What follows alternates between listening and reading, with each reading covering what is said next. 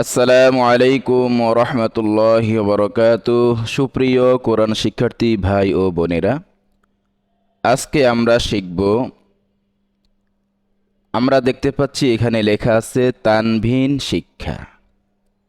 তানভিন শিক্ষা এই বিষয়ে আজকে আমরা আলোচনা এখানে করব, ঠিক আছে? ইনশাল্লাহ, তো আর দেরি না করে আমরা অগ্রসর হই। যেমন এখানে লক্ষ্য করেন, ফার্স্ট ব্রেকেট দেওয়া আছে, সেকেন্ড ব্রেকেট দেওয়া আছে, এই দুই ব্রেকেটের মাঝখানে চিকন করে তিনটা দাগ দেওয়া আছে, তাই তো? ডান পাশ থেকে আমরা ধরি, যেহেতু আরবি ডান দিক থেকে বামে আসতে হয়, এই জন্য আমরা ডান দিক থেকে ধরব। লক্ষ্য করেন,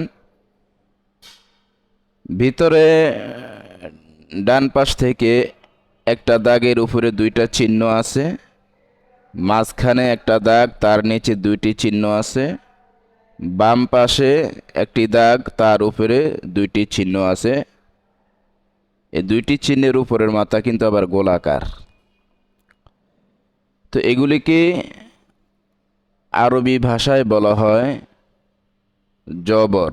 আমরা হরকত পড়েছি আগে, সেখানে ছিল একটা করে চিহ্ন, এখানে আমরা দেখতে পাচ্ছি দুইটা করে চিহ্ন।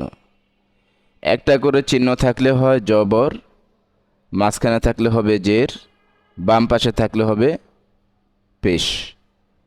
কিন্তু যেহেতু এখানে আমরা দুইটা করে দেখতে পাচ্ছি, কয়টা করে দেখতে পাচ্ছি? দুইটা করে। তো দুইটা করে জবর আছে, আবার এখানে দুইটা করে জের আছে, এখানে দুইটা করে পেশ আছে। তাহলে আমরা বলতে পারি দুই জবর, দুই জের, দুই পেশ। দুই জবর, দুই জের, দুই পেশ। দুই জবর, দুই জের, দুই পেশ, ঠিক আছে? তো এই দুইটা ব্র্যাকেটের ভিতরে দুইটা জবর, দুইটা জের, দুইটা পেশ আছে। এখন কথা হলো, এই তিনোটা চিহ্ন একসাথে, যে দুইটা জবর, দুইটা জের, দুইটা পেশ, এই তিনোটাকে কি একত্রে তানভিন বলা হয়? তিনোটাকে একসাথে থাকলে কিন্তু তানভিন বলা হয় এমনটি না। আমরা যেহেতু কোরআন শরীফ শিখব, কোরআনের প্রতিটি হরফে, যে কোনো হরফে হতে পারে, প্রতিটি হরফে, যেমন এই যে নিচে আমরা দেখতে পাচ্ছি তিনটা দাগ, এগুলি কোনো না কোনো হরফকে বোঝানো হয়েছে। তো যে হরফের উপরে থাকবে সেই হরফের উপরে দুই জবর, এই দুই জবর থাকলে আমরা বুঝতে পারবো এটা একটা তানভিন। আবার মাঝখানে যে হরফ, তার নিচে যদি দুইটা জের থাকে, তাহলে আমরা বুঝতে পারবো তানভিন। বাম পাশের হরফে উপরে দুইটা পেশ থাকবে, তাহলে আমরা এই দুইটা পেশকে ধরে নিব তানভিন, ঠিক আছে?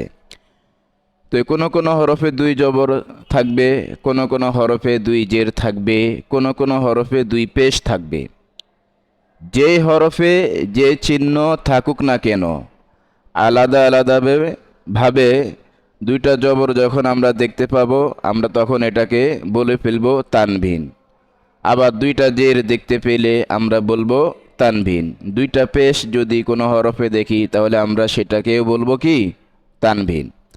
এই জন্য এখানে লেখা আছে তানভিন শিক্ষা, ঠিক আছে? তো এই ব্রেকেটের ভিতরে একসাথে দেওয়া আছে, বাংলাতে লিখে তার পাশে দুই জবর, এখানে দুই জের, এখানে দুই পেশ উল্লেখ করা আছে। তাহলে আমরা তানভিন শিখব এই লেখা অনুসারে, তানভিন শিখব এই লেখা অনুসারে, ঠিক আছে? তাহলে আসেন আমরা শুরু করি। দুই জবর, এই যে এখানে ব্রেকেটের ভিতরে দুইটা জবর আছে। দুই জের, এই যে এখানে ব্রেকেটের ভিতরে দুইটা জের আছে। দুই পেশ, এই যে এখানে ব্রেকেটের ভিতরে দুইটা পেশ আছে, ঠিক আছে? তাহলে এই কথাটাই বলতেছে যে দুই জবর, দুই জের, দুই পেশ।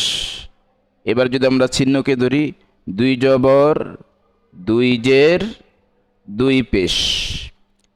এ চিহ্নকে বাংলাতে রূপ দিছে এটা, এই যে দুই পেশ, দুই জের, এই যে দুই জের, দুই জবর, এই যে দুই জবর। তাহলে আমরা বলি দুই জবর, দুই জের, দুই পেশকে তানভিন বলে। দুই জবর, দুই জের, দুই পেশকে তানভিন বলে। দুই জবর, দুই জের, দুই পেশকে তানভিন বলে। বুঝতে পারছেন?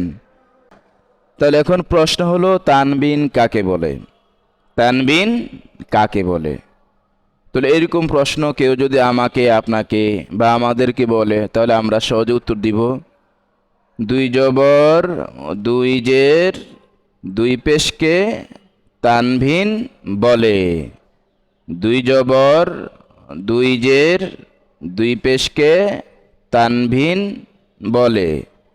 দুই জবর, দুই জের, দুই পেশকে তানভিন বলে। তাহলে তানভিন কাকে বলে আমরা শিখে নিলাম। এবার তানভিনের উচ্চারণ কি করে পড়ব সেটা নিচে দিছে। তানভিনের উচ্চারণ তাড়াতাড়ি করে পড়তে হয়। তানভিনের উচ্চারণ তাড়াতাড়ি করে পড়তে হয়। আমরা যখন হরকতের উচ্চারণ শিখছি, এরপরে প্রশ্ন করা হয়েছে যে হরকত কাকে বলে, যে এক জবর, এক জের, এক পেশকে কি বলে? হরকত বলে। তো হরকতের উচ্চারণ কি করে পড়তে হয়? হরকতের উচ্চারণ তাড়াতাড়ি করে পড়তে হয়। ঠিক অনুরূপভাবে তানভিনের উচ্চারণ তাড়াতাড়ি করে পড়তে হয়। তানভিনের উচ্চারণ তাড়াতাড়ি করে পড়তে হয়। তাহলে ইনশাল্লাহ আজকে এই পর্যন্ত থাকবে। আমরা শুধু তানভিন কাকে বলে সেটা শিখলাম, সেটা জানলাম। এর পরবর্তীতে আমরা তানভিন দিয়ে আমরা হরফের উচ্চারণ শিখব ইনশাআল্লাহ। আজকে এই পর্যন্তই। আসসালামু আলাইকুম ওয়া রাহমাতুল্লাহি ওয়া বারাকাতুহু।